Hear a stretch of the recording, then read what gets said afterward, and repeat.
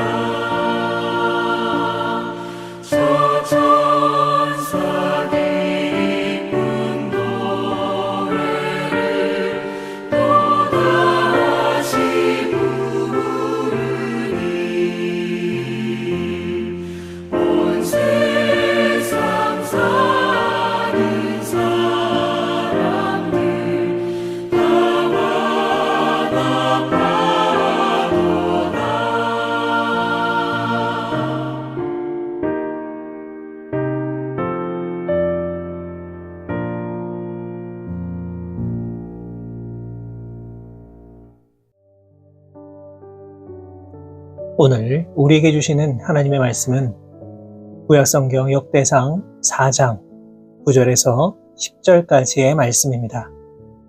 역대상 4장 9절에서 10절까지의 말씀을 제가 받들어 봉독하겠습니다. 야베스는 그의 형제보다 귀정한 자라. 그의 어머니가 이름하여 이르되 야베스라 하였으니 이는 내가 수고로이 낳았다 함이었더라.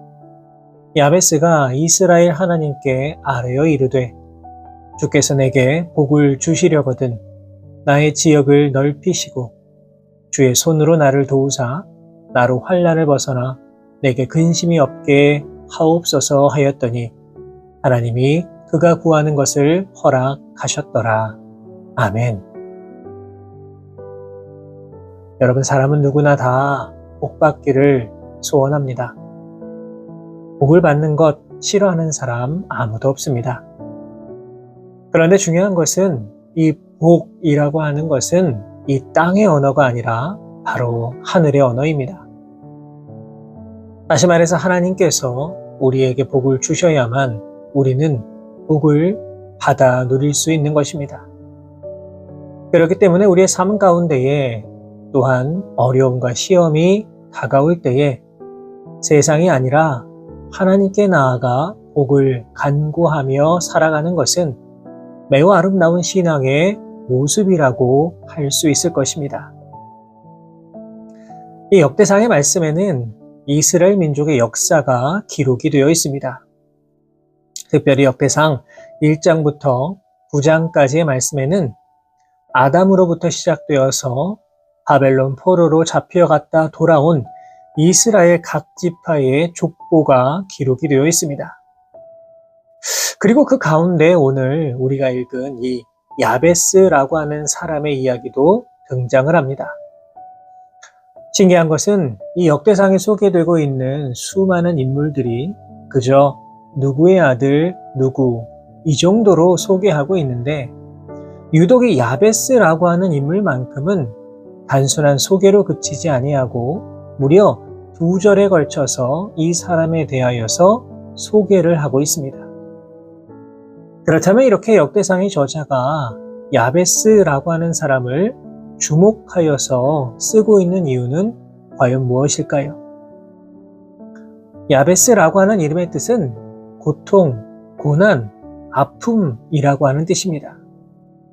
다시 말해서 야베스라고 부르는 것은 고통아, 아픔아, 슬픔아 이렇게 부르는 것과 똑같은 의미입니다.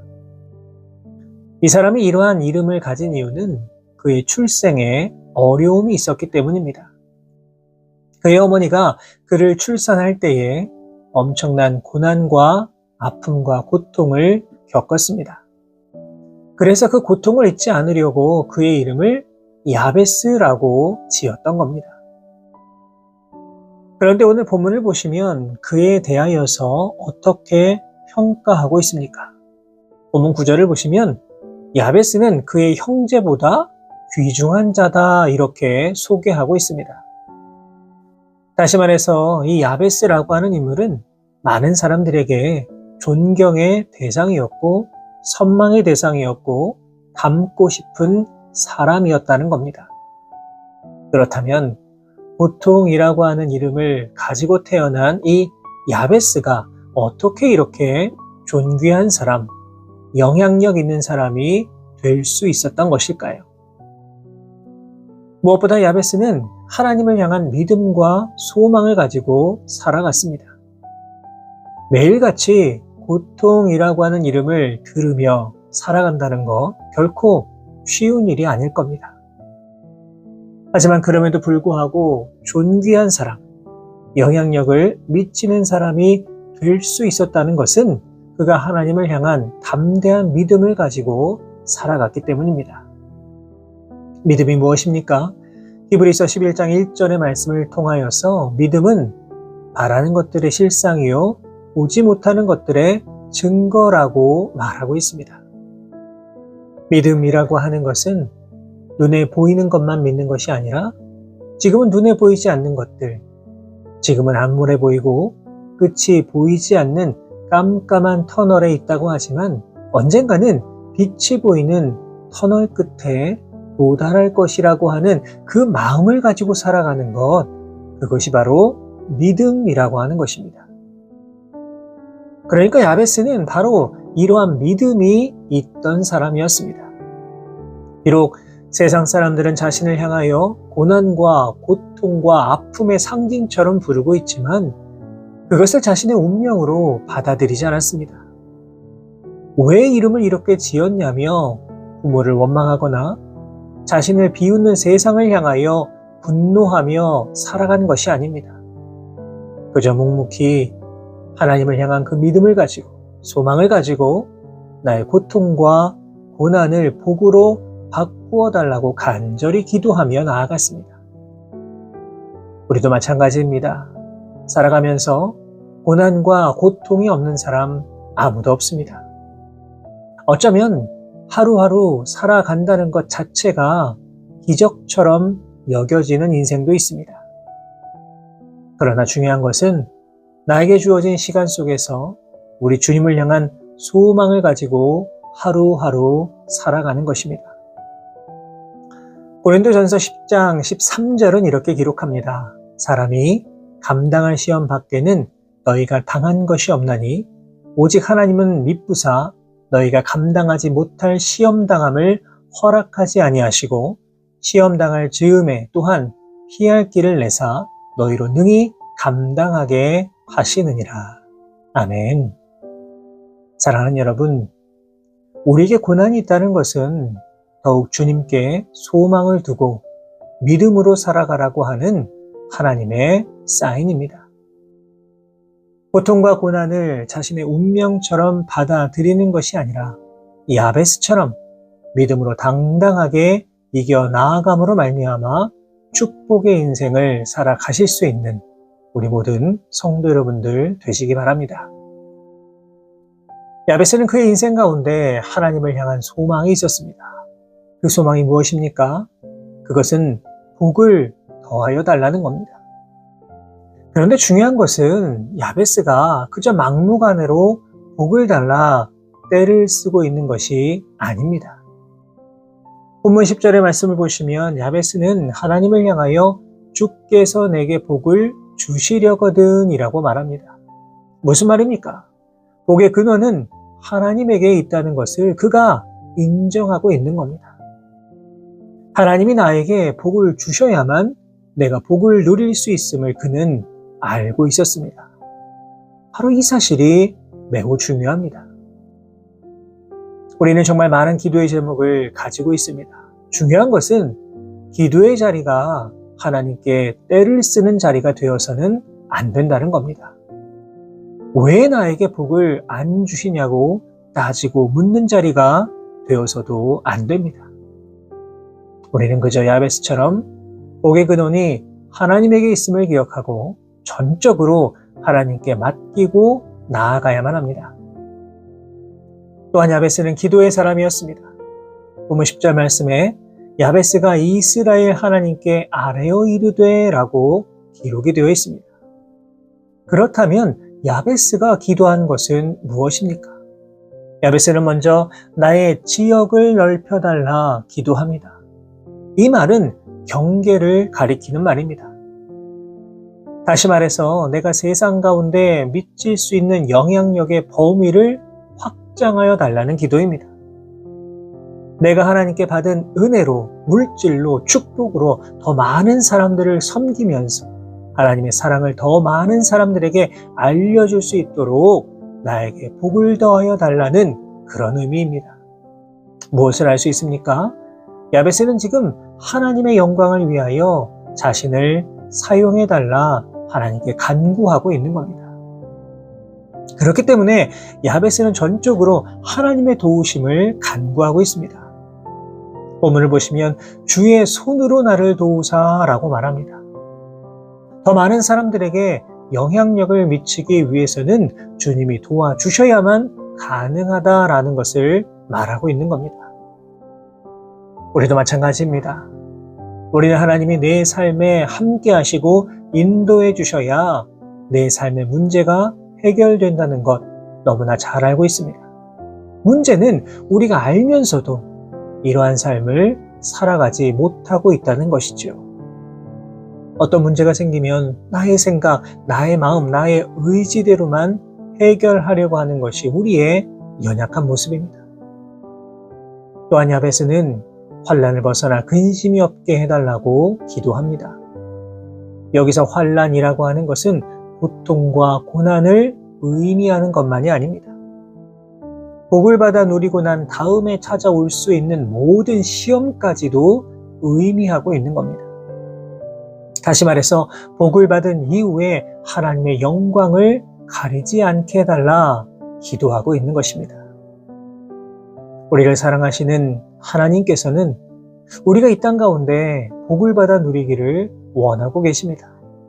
문제는 복을 받은 이후에 우리가 시험에 빠져서 우리의 믿음을 잃어버릴 수도 있다는 것입니다. 다윗도 솔로몬도 모두 성공한 이후에 유혹과 시험에 빠져버리고 말았습니다. 누구나 다 마찬가지입니다. 그렇기에 야베스는 이렇게 간절히 주님 앞에 기도하고 있는 겁니다. 사랑하는 여러분, 오늘 본문을 보시면 이렇게 기도한 야베스의 기도에 대하여 하나님이 그가 구하는 것을 허락하셨다라고 기록하고 있습니다. 야베스의 기도가 모두 다 응답받았다는 것입니다. 오늘 이 시간 우리도 야베스처럼 복의 사람으로 살아가고 우리의 기도가 응답되기를 바라십니까? 그렇다면 더욱 믿음을 가지고 주님만 의지하며 살아가실 수 있기를 바랍니다. 세상 가운데 그리스도의 선한 영향력을 끼치며 예수 그리스도의 이름을 높이며 살아감으로 말미암아 오늘의 삶 가운데에 야베스가 받아 누린 그 형통의 축복을 받아 누리며 살아가실 수 있는 우리 모든 성도 여러분들 되시기를 주님의 이름으로 축원합니다. 기도하겠습니다. 주님 감사합니다. 우리를 사랑하셔서 귀하고 복된 하루 허락하여 주시고 또 새 생명 허락하여 주셔서 우리가 이 땅을 믿음으로 살아갈 수 있도록 인도해 주심에 감사를 드립니다. 주신 말씀 마음에 새기며 나아갑니다. 바라옵고 원하오니 우리 모두가 야베스와 같은 인생을 살아가게 하여 주옵소서. 비록 인생 가운데 힘들고 어려운 순간이 있다고 하더라도 우리의 믿음을 잃어버리지 않게 하시며 주님을 향한 믿음과 소망을 가지고 나아감으로 말미암아 나의 모든 지역을 넓혀주시고 주님의 도우심으로 모든 환난을 벗어나 오직 하나님께 영광 올려드리는 귀하고 복된 삶을 살아갈 수 있는 우리 모두가 되게 하여 주옵소서. 오늘 하루의 삶도 주님 손에 다 올려드립니다. 우리와 온전히 동행하여 주시고 오직 주님으로 행복한 귀한 삶의 모습들 되게 하여 주옵소서. 이 모든 말씀 우리 주님 예수 그리스도의 이름으로 기도하옵나이다. 아멘.